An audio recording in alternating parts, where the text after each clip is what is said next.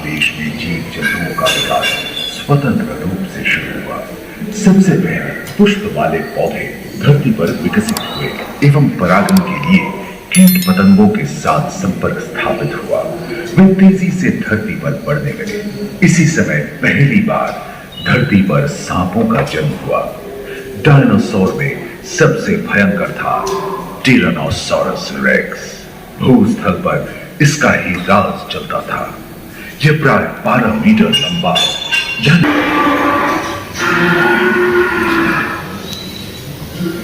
इनके हमले से बचने के लिए शाकाहारी एंकिलोसॉरस अपनी पूंछ के मुद्गर का इस्तेमाल करते थे। सभी डायनासोर प्राय 6.5 करोड़ वर्ष पहले ही विलुप्त हो चुके थे।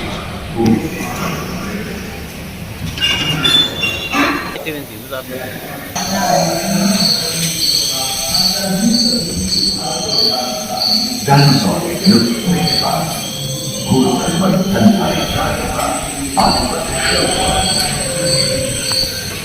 पर्याप्त मात्रा में आहार उपलब्ध होने के कारण छोटे छोटे स्तनधारी प्राणी बड़े आकार में बदलते गए।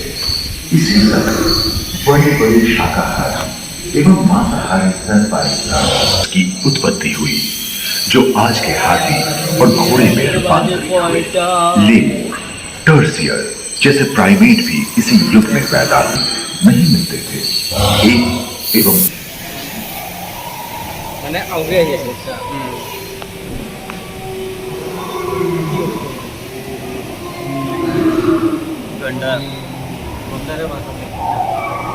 पृथ्वी के लंबे इतिहास में झांके तो ऐसे कई मौके रहे हैं जब उत्तरी गोलार्ध के अधिकांश में रह रहे हैं, जो 20 लाख वर्ष पहले शुरू हुआ था। रोईदार गैंडे, रोईदार स्तनपायी और कस्तूरी तेजी से नहीं भाग सकते थे। फलस्वरूप वे भी ओझल होते गए। इस समय से ही आधुनिक मानव का क्रमिक विकास शुरू हुआ और विशालकाय स्तनपायी प्राणी धीरे धीरे विलुप्त होने लगी।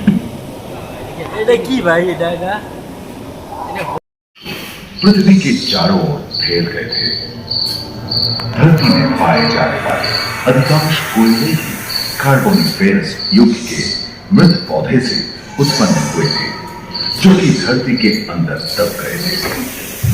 उन दिनों पृथ्वी के 1/3 हिस्से में एकमात्र महादेश था जिसे पैंजिया कहा जाता था। ये क्या है? अरे भाई, डायनासोर का डायनासोर। वाह, क्या बड़ा। वाह, कछुओं और मगरमच्छों का जन्म लगभग 22 करोड़ वर्ष पहले इस धरती पर हुआ था। प्रथम स्तनपायी जीव मेगाज़ोस्ट्रोडोन चूहे जैसे आकार में था। प्राचीन सरीसृप समाप्त होने लगे थे और उनकी जगह डायनासोर ने ले लिया था।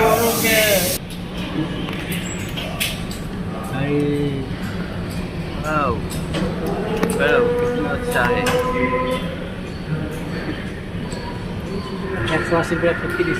2 वर्षों तक यानी जुरासिक के अंतिम चरण से क्रेटेशियस युग का प्रथम चरण तक डायनासोर के लिए स्वर्णिम युग रहा।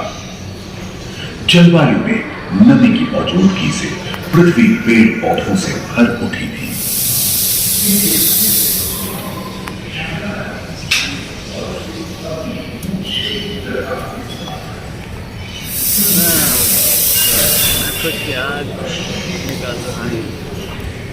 पैंजिया महादेश खंडित होने के कारण भारत एशिया की ओर खिसकने लगा था। महादेशी प्लेटों में हलचल होने से ज्वालामुखी के रूप में लावा निकलने लगी थी। इसके फलस्वरूप आए भूकंप